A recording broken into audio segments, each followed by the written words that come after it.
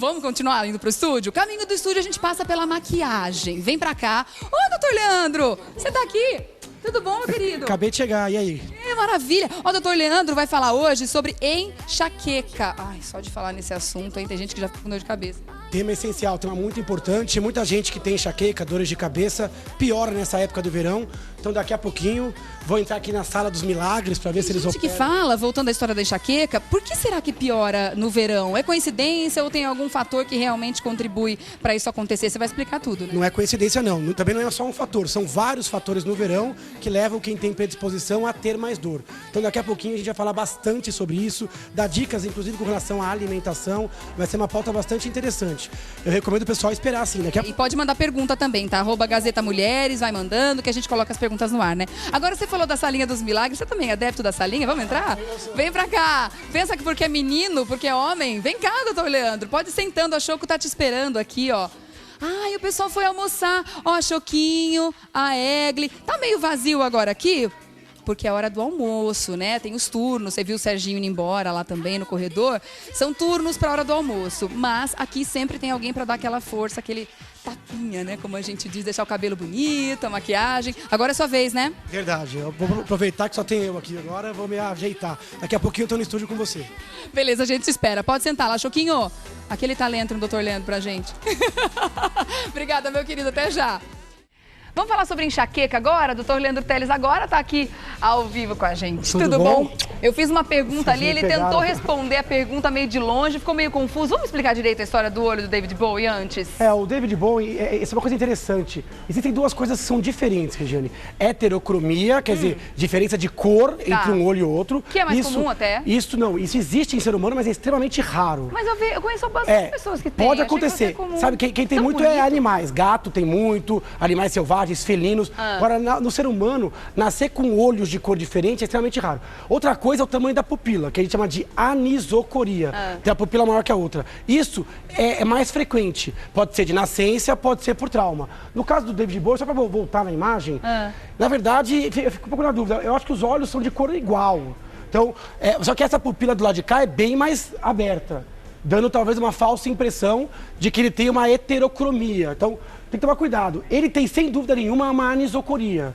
Eu não conheço muito a história dele, mas acho que até foi uma coisa adquirida, não foi uma coisa de nascença, não. Então, no Instagram do Mulheres, já estão me informando aqui que ele levou um soco no olho, uma pancada quando ele era adolescente. Como é muito grande essa pupila... com um adolescente, uma pancada com um adolescente, às vezes na foto parece que o olho de cá é mais escuro. Agora, precisa ver com calma se ele tem uma heterocromia e aí em cima disso uma anisocoria, isso seria extremamente raro. Mais raro ainda, né? Ou se a cor é igual e só pela pupila ser dilatada, já dá uma ilusão de ótica que sugere que esse olho de pupila aberta seja um pouquinho mais escuro. Então, aqui olhando, me parece que é só uma anisocoria e essa informação é interessante, quer dizer, por um trauma ocular, isso é uma causa mesmo. Não só trauma, cirurgias também oculares. Quem operou, às vezes, o olho, retina, quem operou catarata, às vezes tem pupila quadrada, fora do centro, de tamanhos diferentes. Então, aqui ele tem uma anisocoria e... aí não sei, talvez um fã possa nos ajudar a responder. Me parece que ele não tem eritocromia, ou heterocromia, que seria essa diferença entre os olhos. Então quer dizer que a diferença de cor é mais raro ainda do que a diferença de tamanho de pupila? Diferença de tamanho várias coisas causam, desde doenças até congênito, colírios, até trauma. Agora, a diferença de cor no ser humano é raro. Quem tem gato em casa, sabe que gato tem muito isso. Tem. Olho diferente uma cor com a outra. Né? Isso geralmente é algo que não atrapalha. Já a pupila atrapalha. Pode atrapalhar um pouco, ou já pode ser fruto de algum problema, tipo trauma, cirurgia ou congênito nesse olho. Só para ficar claro, né? Heterocromia, diferença de cores, anisocoria, diferença. E no caso dele, ele tem uma anisocoria, então no caso, adquirida, né? Tá certo. Legal a gente saber um pouco mais sobre o ídolo, que infelizmente Mas não é esse nosso tema, a gente vai falar de enxaqueca, que é um tema extremamente importante, principalmente nessa época do ano, né? Nessa época do ano, por quê? O que acontece durante o verão com a gente? Um monte de coisa. Quem tem enxaqueca já tem tendência a ter dor. Dores episódicas, que vêm e vão. A pessoa tem que ter genética para isso. Não tem enxaqueca quem quer, tem quem pode, quem tem gene para isso. Só que existem alguns fatores de risco. Que ninguém quer, né? E ninguém quer poder também. O que eu quis dizer é assim, a pessoa tem que nascer com um genoma. Tem que ter já uma predisposição. Mesmo que não tenha histórico familiar.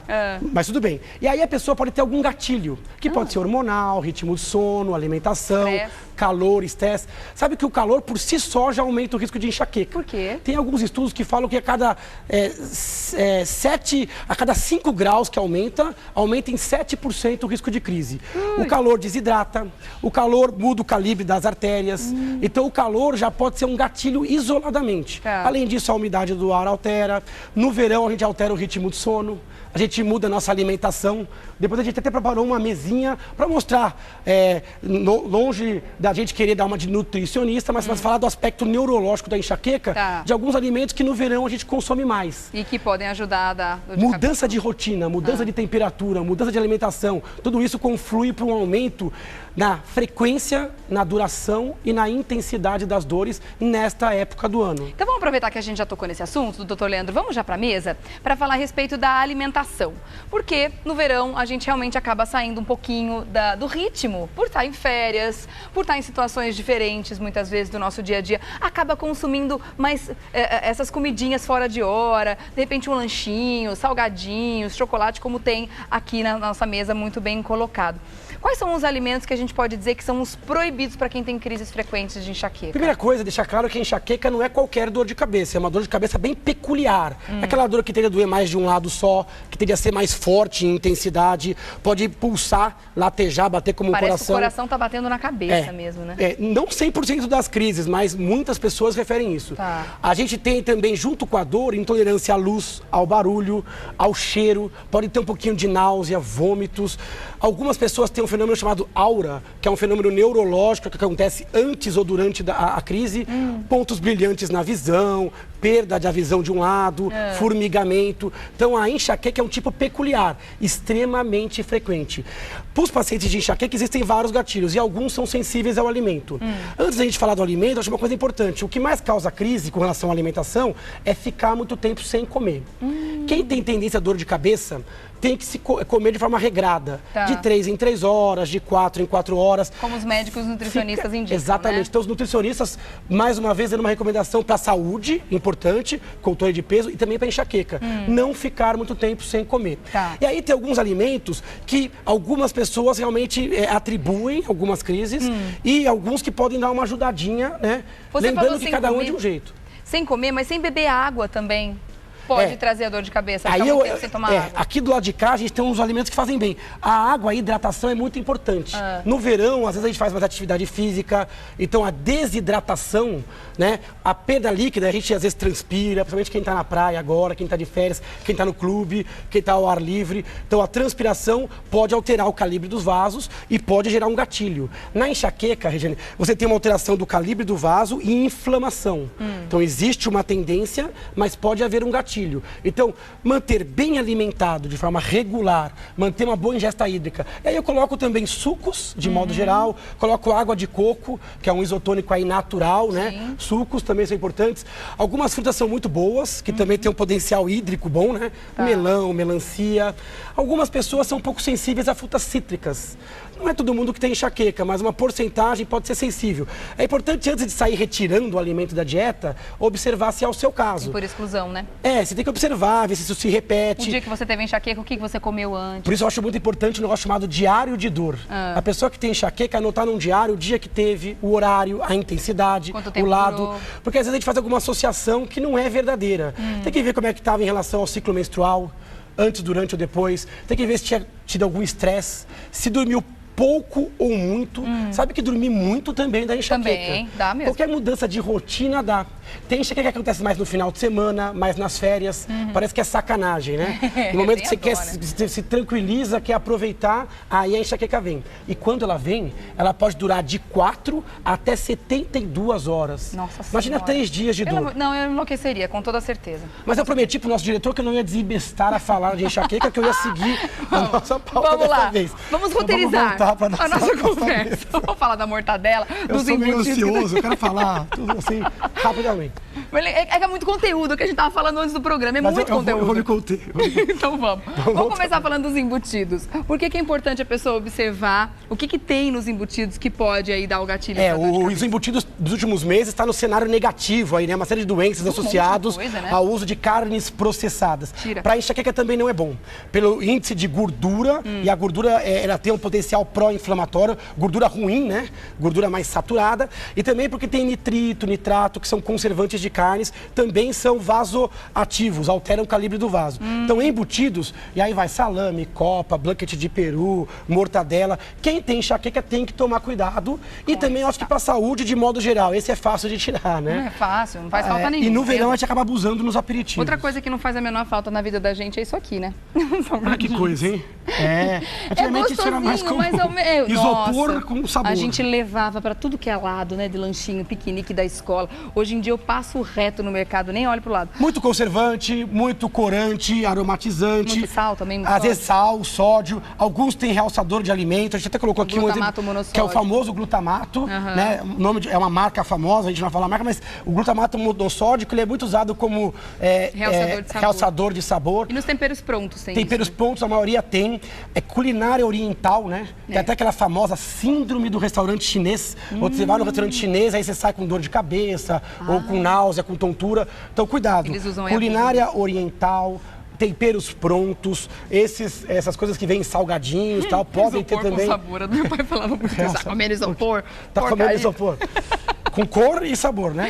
Agora, para quem tem enxaqueca, isso é um veneno, né? E o queijo? O que ele tá fazendo aqui? Muita gente fala do queijo, né? O queijo, esses queijos mais amarelos, eles são muito gordurosos e são esses mais envelhecidos, eles têm muita tiramina. Tiramina é uma substância também que altera o vaso. Então, quem é muito sensível à parte alimentar pode ter enxaqueca. É melhor você preferir os queijos mais brancos. Cottage, ricota, até o requeijão, eventualmente. Esse é o prato, né? Mas e a mussarela? A mussarela também não é muito boa. É muito comum a pessoa ter dor depois de comer uma pizza, ou quando ele é convidado para aquele famoso queijo e vinhos. Então, chamado pelo queijo e vinho, aí tem o queijo e logo do lado já tem o vinho, que também pode dar enxaqueca. É a combinação Na verdade, perfeita, né? Qualquer produto alcoólico, né, que tem o etanol, tem aldeído. Agora, o vinho também tem tiramina. Então, dos alcoólicos, o vinho tinto é aquele mais relacionado. Mas qualquer coisa que tenha álcool pode dar enxaqueca. Então, o vinho tinto pode ser um gatilho mais Agora, no verão, muita gente às vezes tem com cerveja, tem com outros álcools. De novo, recomendação individual. Então, é importante, apesar de ter algumas propriedades do resveratrol e tal, o vinho, para quem tem enxaqueca tem que ficar esperto e, realmente, se for o seu caso, preferir vinhos mais orgânicos, sem sulfito, sem conservante, vinho mais branco, quantidade bem mais contida. Às vezes não associar também, né? Porque às vezes não é um gatilho só. Você já está com um tempo sem comer, aí come o queijo e o vinho. Tá no pré-menstrual, tá no calor, junta da cervejinha na praia, na piscina, você além de estar tomando álcool, ainda está desidratando, né? Tá desidratada, às vezes tá um baita de um calor, já mudou o ritmo de sono e vigília. No banheiro o tempo inteiro sem repor água. Às vezes é uma somatória de eventos. Por isso que o diário de dor é tão interessante para o médico conseguir dar um atendimento mais personalizado, tratar o paciente. Agora eu não sei você, mas dessa mesa que eu não consigo olhar para outra coisa. O sofrimento começa agora, para você tirar da sua dieta. O que o chocolate está fazendo aqui? Conta para mim. O chocolate está relacionado, sim. Tem pessoas que são sensíveis. De novo, muitos chocolates que não tem muita porcentagem de cacau, tem muita gordura, também tem tiramina. O chocolate leite tem cafeína. A cafeína também em excesso, cronicamente pode piorar. É importante ficar de olho, né? Ficar de olho. Se for escolher um chocolate, é melhor pegar um meio amargo, aquele 70%. O chocolate de melhor qualidade, puro, né? Melhor. Apesar que tem que ficar de olho. Mesmo o cacau puro, tem pessoas que são muito sensíveis ao chocolate mesmo. Então, tem que ficar de olho. Se perceber, tem que reduzir o consumo, tá? Então, é importante ficar atento ao chocolate. Chocolate, vinho tinto, queijo amarelo, glutamato monossódico, isso são absolutamente clássicos. Na verdade, qualquer... Isso aqui também é tempero? Isso é um tempero, tem corante, né? Aqui também esses temperos prontos, né? Isso realmente é perigoso para quem tem uma tendência a enxaqueca. Na verdade, é interessante que isso é quase como uma recomendação para a saúde geral. É verdade. Porque a enxaqueca ela piora... consequência, né? Exatamente. É a ponta de um iceberg. É como o organismo escolheu para se manifestar. Tem pessoas que têm alteração de estômago, tem pessoas que têm diarreia, tem pessoas que têm insônia, tem pessoas que têm enxaqueca. É um jeito que o organismo sinaliza. Qualquer coisa que seja pró-inflamatória, pró-inflamação e altere os vasos, pode ser o estopim para uma bomba recorde. Se a gente descobrir que tem alguma coisa a ver com a alimentação, a gente pode concluir então que a gente é de alguma forma intolerante àquele alimento? Esse termo intolerância é um termo que é meio questionável, porque ele envolve questões alérgicas, imunológicas e tal. Mas sim, se você tem enxaqueca e percebe que você é sensível a um alimento, eu acho que você pode chamar, entre aspas, que existe uma intolerância pela enxaqueca a este alimento. Se for uma coisa fácil de tirar, isso aqui, Regiane, faz parte dos fatores de risco que a gente chama de modificáveis. Na nossa vida, a gente tem fatores que são modificáveis e não modificáveis.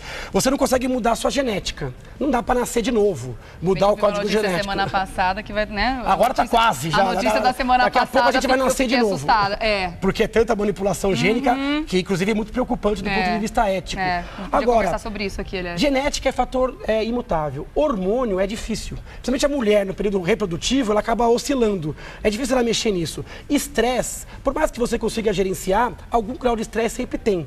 Temperatura, difícil, né? Porque esquenta, a umidade baixa. Então tem alguns fatores que são não modificáveis. A gente tem que intervir. Que estão nas nossas mãos. Atividade física aeróbica regular, bom ritmo de sono. Tentar com o teu estresse da melhor forma possível. Vamos deixar um pouquinho para os mitos e verdades. Eu quero só saber o seguinte... Olha eu gastando. Nessa hora o diretor já desmaiou lá. As perguntas estão despencando nessa altura do Segura aí. Segura a gente. Segura a gente. Agora o cafezinho tá desse lado ou desse lado? O café interessante. O café ele tá no meio, né? Então, o café ele é polêmico. Dúvida. O café é interessante. O pessoal fala assim, mas o café faz mal para enxaqueca, mas eu vejo comprimido de analgésico. Tem cafeína lá atrás? Tem cafeína. Eu, por exemplo, hoje até um rato pessoal, acordei com uma dor de cabeça pulsate de um lado. E agora, antes de entrar na pauta, eu falei, o que eu vou fazer, né? Não tinha analgésico, a Regina até me ofereceu um analgésico dela, que eu não tomei ainda, não apareceu. Aí o que eu fiz? Eu tomei uma xícara de café antes de entrar aqui no palco. E ajudou? Porque aqui tem muita luz e tal, ajudou um pouco. A cafeína, na hora da dor, ela pode ajudar. Ela tem um efeito analgésico na hora da dor. Mas o uso crônico, o uso exagerado, pode aumentar a frequência de enxaqueca. Aquelas pessoas que tomam 5, 6 cafezinhos por dia. Exagerado. A gente considera normal até 3 xícaras, 4 xícaras, tudo bem. Se a pessoa é sensível, é melhor reduzir. Outra coisa é aquela pessoa que está acostumada a tomar café com muita frequência e de repente para de tomar o café abruptamente. Pode ter crise também por abstinência. Então tem que tomar cuidado. O café, ele é polêmico, depende da dose, depende da pessoa, depende se você está falando da crise de enxaqueca, como eu fiz tratando a minha com um pouco de cafeína, ou se está falando da doença enxaqueca, que é a tendência crônica a ter crises. De modo geral, eu recomendo sempre um uso contido da cafeína por pessoas que têm. Quando eu falo café, aí você pode entender chá mate, chá preto, refrigerantes à base de cola, chocolate ao leite, energéticos, tudo que tem cafeína em excesso, inclusive algumas coisas de suplementos para dar disposição, pré-treinos, né? Que também às vezes são ricos em cafeína, podem piorar ansiedade, enxaqueca, insônia. Tá bom. Daqui a pouco eu volto pra gente falar dos bonzinhos, mitos e verdades e perguntas. Tá bom. Se tiver alguma lá ainda. Não, vai ter, vai sobrar. Mandem perguntas também. Já, doutor. Eu brinquei que não tem mais perguntas, mas eu acho que esse assunto, ele não acaba, né, doutor Leandro? Porque são tantas as dúvidas e imagino que as pessoas em casa estão mandando agora no Gazeta. É muita dúvida, Mulheres. Muita gente tem enxaqueca, então vamos aproveitar o espaço. E cada um, como você falou, como é uma questão muito pessoal, cada um tem um gatilho diferente. Eu, por exemplo, sei lá por que cargas d'água, não posso comer gelatina de morango. Eu tenho dor de cabeça com gelatina de morango. Olha que coisa peculiar, né? Olha que diferente. E sabe que existe isso. Tem pacientes que tem alguma coisa? como caqui, quando eu como achocolatado, quer dizer, às vezes a pessoa tem que se conhecer o próprio organismo. Então, a medicina tem que ser cada vez mais personalizada, sem grandes restrições, grandes dietas, mas com um tratamento mais personalizado. Vamos lá para os bonzinhos, então? Já falamos um pouquinho da hidratação, né? Da água de coco. Todo alimento natural é bom, né? Aqui a gente tá falando de um alimento específico que é esse aqui, olha. Gengibre? O gengibre. Ele é ótimo, Sabe que muita gente fala do gengibre com relação às suas propriedades anti-inflamatórias. Verdade. Orégano também tem. Chá de gengibre pode ser usado ou gelado, ou quente, ou no tempero. O gosto é bem peculiar. Tem gente que gosta, tem gente que não gosta, né? É gostoso. Eu costumo fazer com limão, gengibre e mel. Alguns pacientes meus adoram, acabam fazendo um chazão gelado, põe na geladeira e vão tomando como prevenção ou até para tratar dor. Tem gente que não gosta de tratar com remédio, né? Gosta de ir para um lugar escuro, ficar mais tranquilo. E na hora da dor pode tentar um chazinho de gengibre quando a dor não é muito forte. Isso é raro, porque geralmente a enxaqueca ela é avassaladora. É uma dor que deixa a pessoa incapacitada, né? Dá vontade de arrancar a cabeça fora e jogar fora. A pessoa fica desesperada, não consegue trabalhar. Essa é a grande diferença diante de outras dores. Agora, pode ser falta de ferro também, a dor de cabeça? Na verdade, a falta de ferro pode levar à anemia. A anemia leva a um desbalanço do corpo. Taquicardia, cansaço, fadiga. Então, indiretamente, sim. Agora, outras substâncias importantes é a vitamina B2, riboflavina, magnésio. Tudo isso pode estar relacionado. Aqui está uma substância interessante, as castanhas, Maravilhosa, né? castanha. As oleaginosas, elas são muito boas. Além de ter aquela gordura do bem, né? Então, são ricas em ômega 3, ômega 6, ômega 9. São ricas em gorduras poliinsaturadas. Tem que ser 2 por dia, né? O pessoal fala para não exagerar, porque tem um pouco de selênio, né? Essa castanha do Pará. Você já está garantindo a sua. Já peguei 2. Falta só uma. Já pegou 2? Então não pode exagerar, até porque são alimentos muito calóricos. Mas para enxaqueca também são ricas em vitamina B2. Acaba que você tem uma propriedade um pouco anti-inflamatória. Sabe que neurologista gosta muito, tanto para prevenção de quadros cognitivos. Para o cérebro é muito bom esse tipo de consumo. Então preferir sempre alimentos in natura, integrais, alimentos de boas fontes. Quer mudar um pouquinho o seu estilo de vida, comece sempre pela alimentação, né? Falou tudo. Vamos lá? Daqui a pouco eu como a outra. Mitos e verdades. Primeiro, enxaqueca é uma doença exclusivamente de mulheres. Mito, né? Então, enxaqueca, na verdade, é uma doença democrática. Ela é mais comum em mulheres. É mais comum em mulheres. Principalmente na idade reprodutiva. Mas não é exclusiva. Entre 12 e 50 anos, mulher tem 4 vezes mais enxaqueca do que homem nessa idade. Agora, antes dessa idade, a gente tem igual. 8% entre homens e mulheres. Depois, os homens mantêm os seus 8%. E nas mulheres, pode chegar até a 20% das mulheres têm enxaqueca. Então, não é exclusivo das mulheres. Acontece crianças, idosos, ambos os sexos, pobre, rico. É uma doença democrática. Mas a mulher tem mais, principalmente na época que o hormônio oscila. Oscila mais, né? Então, na idade reprodutiva, a mulher tem um pouquinho mais de enxaqueca. Uma idade, um período mais crítico, então. Aquele período é mais crítico, entre os 12 e os 50 anos. Muitas dessas que tem no pré-menstrual melhoram um pouquinho no segundo e terceiro trimestre da gravidez e pode melhorar mais um pouquinho na menopausa. Lembrando que o hormônio é só um dos gatilhos, por isso que o homem também tem. E você fala em 8, 10% dos homens, é homem pra caramba. No Brasil, a gente estima que existam entre 35 e 40 milhões de pessoas com enxaqueca. Então é uma doença de saúde pública, né? É verdade. E muitas vezes incapacitante mesmo, né? Muitas vezes incapacitante, seja por uma frequência alta de crises, seja por dores que impedem a pessoa de trabalhar, de se relacionar socialmente, de estudar. Então é uma doença que incapacita, porque gera muita intolerância ao ambiente. Qualquer coisa que tenha luz, barulho, pode dar náusea e é uma dor muito forte em intensidade. Muito forte, a pessoa fica prostrada, quer ficar quietinha, né? Vamos dar uma olhada no próximo, mito ou verdade? A enxaqueca é causada por um problema no fígado. Já ouviu falar nisso? Não. Isso é muito comum. Isso é um mito, mais um mito, né? Na verdade, o fígado nada tem a ver com a enxaqueca. Enxaqueca é muito comum vir com alteração intestinal. Então, às vezes a pessoa tem gosto amargo na boca, a pessoa tem refluxo, tem náusea, o estômago não funciona muito bem, tem pessoas que têm diarreia. Por isso que nasceu isso. Meu fígado não está bem, logo a minha enxaqueca é pelo fígado. Não tem a ver. Enxaqueca é uma doença neurológica que, dentre todos os seus sintomas, dor, intolerância ambiental, alteração gastrointestinal, inclui coisas que lembram o fígado. Mas o fígado dos enxaquecosos funciona muito bem, obrigado. Não é por uma sobrecarga no fígado. Mais um mito ou verdade, vamos ver? Para dizer que alguém tem enxaqueca, é necessário realizar exames específicos. Mais um mito, né? Hoje está bastante mito. Isso é um mito grande. Na verdade, o diagnóstico de enxaqueca nasce da história clínica. Precisa procurar um especialista, um médico que conheça enxaqueca, ele vai fazer perguntas, vai examinar o paciente. Então, crises que duram de 4 a 72 horas. 2 de 4 critérios.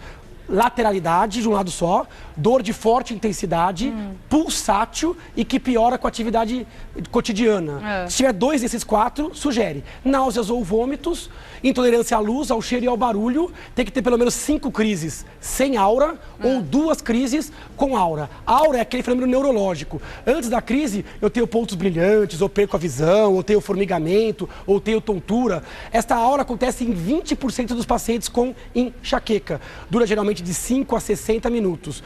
Então, o médico ele vai se basear na história clínica. Tá. Então, é importante levar a história clínica. Vai examinar para ver se não tem alguma é coisa. mais importante do que Se qualquer ele pedir exame. algum exame, a pessoa fala, mas meu neuro pediu uma tomografia, pediu uma ressonância. Ele vai pedir para afastar outras doenças, porque tem outras doenças que também levam a dor de cabeça. Tá. Então, ele pode pedir exames de sangue e exames de imagem para afastar. Mas, geralmente, na enxaqueca, os exames são completamente normais. Mas isso tudo que você falou é um diagnóstico de enxaqueca crônica. Agora, a pessoa que tem uma crise de vez em quando, dessas crises incapacitantes, que também precisa se retirar, também quase que enlouquece, ela pode dizer que ela teve um episódio de enxaqueca ou ela é considerada uma dor de cabeça forte? Exatamente. É diferente. Você falar crise de enxaqueca, é aquele fenômeno.